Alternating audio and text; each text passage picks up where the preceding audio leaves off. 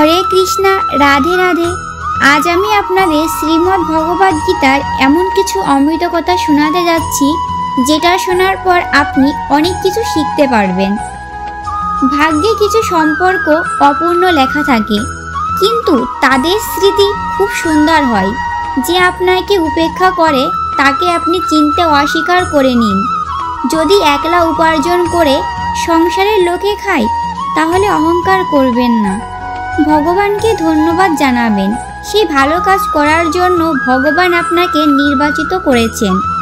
মানুষের ব্যক্তিত্ব তখনই বৃদ্ধি পায় যখন সে আপনজনের থেকে প্রতারিত হয়। কষ্ট পেলেও কিন্তু এটাই সত্য। সাহস হারাবেন না। জীবনে এখনো অনেক পথ যেতে হবে। যারা বলেছিল আপনি কিছু করতে পারবেন না, তাদের করে দেখাতে হবে।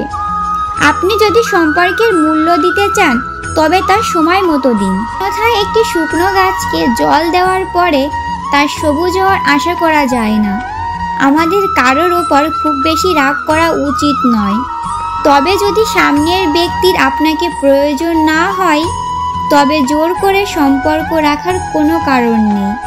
প্রত্যেকেরই জীবনে সমস্যা আছে, কিন্তু মানুষ শুধু নিজের সমস্যাকে সবচেয়ে বড় এবং কষ্টের মনে করে। শুধু প্রতারণা করা মানে প্রতারণা নয়। কারো কাছে আপন হওয়ার অভিনয় করা তার চেয়ে বড় প্রতারণা। করতে দিন যে আপনার নিন্দা করে। এমন ছোট কাজ ছোট মনের লোকেরাই করে। আমার ভুল হলে আমাকে বলুন, অন্য কেউকে নয়। ঠিক আপনাকে হতে হবে, অন্য কেউকে নয়।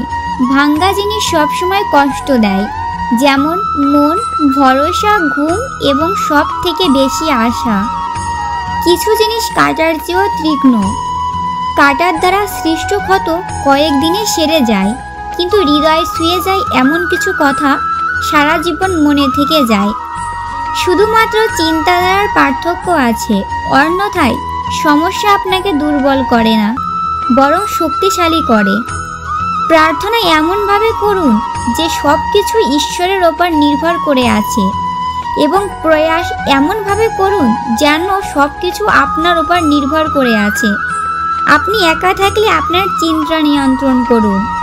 সবার সাথে থাকলে নিজের শব্দের উপর নিয়ন্ত্রণ রাখুন। সম্পর্কের উপদেশ: যদি আবেগ থেকে আসে তাহলে ভাঙ্গা কঠিন, যদি স্বার্থ থেকে আসে তাহলে টিকিয়ে রাখা কঠিন। রাগের মাথায় কখনো ভুল কথা বলবেন না। রাগ তো কিছুক্ষণ পর ঠিক হয়ে যাবে, কিন্তু রাগের মাথায় বলা কথা কখনো ফেরত নেওয়া যায় না। পরিস্থিতি আপনাকে যতটা না ভেঙে দেয়, তার চেয়ে বেশি শক্তিশালী করে। অনেক সম্পর্কের প্রয়োজন হয় না, কিন্তু যে সম্পর্কেই থাকুক না কেন, তাতে প্রাণ থাকাটা জরুরি। জীবনে প্রতিটি সকাল কিছু শর্ত নিয়ে আসে, এবং জীবনের প্রতিটি সন্ধ্যায় কিছু অভিজ্ঞতা নিয়ে যায়। ভুল জীবনের একটা বইয়ের পাতার মতো, কিন্তু সম্পর্ক একটা আস্ত বই। প্রয়োজন হলে ভুলের একটি পাতা ছিঁড়ে ফেলুন, কিন্তু সম্পর্কের পুরো বই কখনো হারিয়ে ফেলবেন না। রশ্মি সূর্যের হোক বা আশার, জীবনে সমস্ত অন্ধকার মুছে দেয়। সঠিক সিদ্ধান্ত নিলেই যোগ্যতা দেখা যায় না, সিদ্ধান্ত নিয়ে তার সঠিক প্রমাণ করাই যোগ্যতার প্রদর্শন। ফুটন্ত জলে যেমন ছায়া থাকে না, তেমনি অস্থির মনেও কখনো সমাধান থাকে না। শান্তভাবে দেখলে সমস্যার সমাধান পাওয়া যাবে। পৃথিবীতে কোনো মানুষ সর্বগুণ সম্পন্ন হয় না। এই কারণে কিছু দুর্বলতাকে উপেক্ষা করে সম্পর্ক বজায় রাখুন। অর্থের মতোই সম্পর্ককে মূল্য দেওয়া উচিত, কারণ উভয় উপার্জন করা কঠিন, কিন্তু হারানো খুবই সহজ। সময়ের সাথে চলার দরকার নেই, সত্যের সাথে চলুন।